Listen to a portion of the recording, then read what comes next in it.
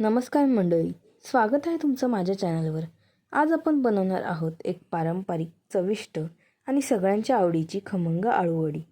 चला तर मग सुरुवात करूया। एका भांड्यात 2 वाट्या बेसन आणि अर्धी वाटी तांदळाचं पीठ घ्या। त्यात चवीनुसार मिरची, आलं, लसूण पेस्ट, अर्धा टीस्पून जिरेपूड, अर्धा टीस्पून धनेपूड, चवीनुसार लाल तिखट, तीळ, हळद, गोडा मसाला आणि चवीनुसार मीठ घाला। आता त्यात एक फुलपात्र चिंच गुळाचे पाणी घाला। हे सगळं छान मिक्स करून घ्या।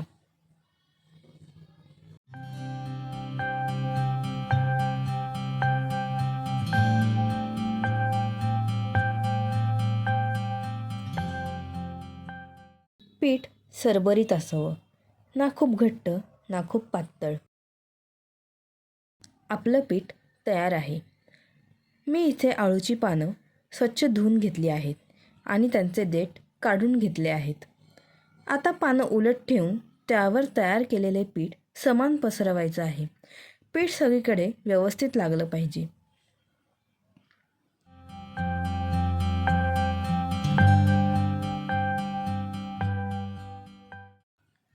यानंतर दुसरं पान पहिल्या पानाच्या उलट दिशेने ठेवा आणि त्यावरही तसंच पीठ लावा।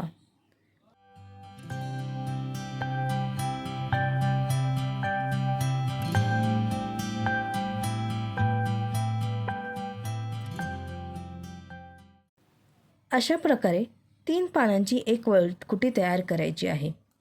मी इथे जवळपास 18 पाने घेतली आहेत, म्हणजे साधारण 6 वळकुट्या होतील। दोन्ही बाजू आतमध्ये फोल्ड करून घट्ट रोल करून घ्या। रोल करताना हलक्या हाताने दाबा, म्हणजे शिजताना उघडणार नाहीत।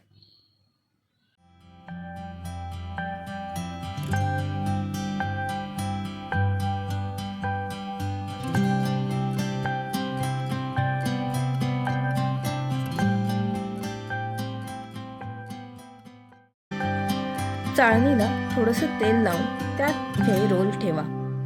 एका भांड्यात पाणी तापत ठेवलं आहे, त्यात एक लिंबाचा तुकडा टाकला आहे, त्यामुळे भांडं काळं पडत नाही। त्या भांड्यावर चाळणी ठेवून झाकण लावा आणि 15 ते 20 मिनिटं वाफवून घ्या। तुम्ही बघू शकता आपल्या वळकुट्या व्यवस्थित वाफवून घेतल्या आहेत। आता यांना बाहेर काढून थोडं गार होऊ द्या। गार झाल्यावर समान आकाराचे तुकडे करा।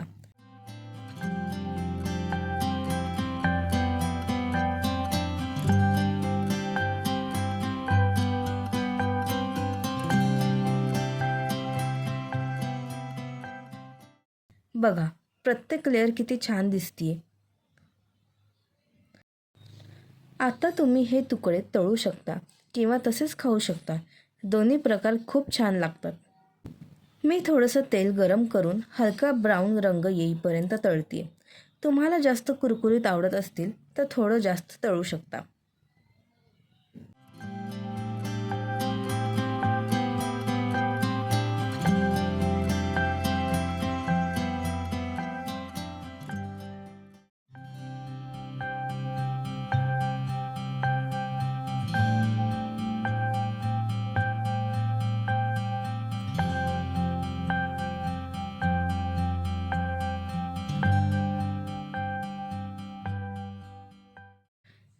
मी इथे साधी धण्याची फोडणी केली आहे आणि ती वड्यांवर पसरवणार आहे।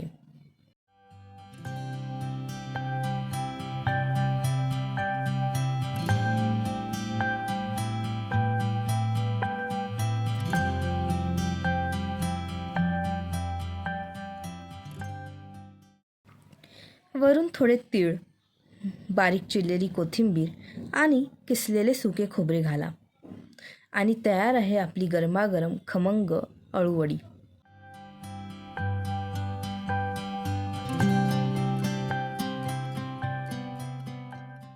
रेसिपी आवडली असेल तर व्हिडिओला नक्की लाईक करा, चॅनल सबस्क्राईब करा आणि बेल आयकॉन दाबायला विसरू नका।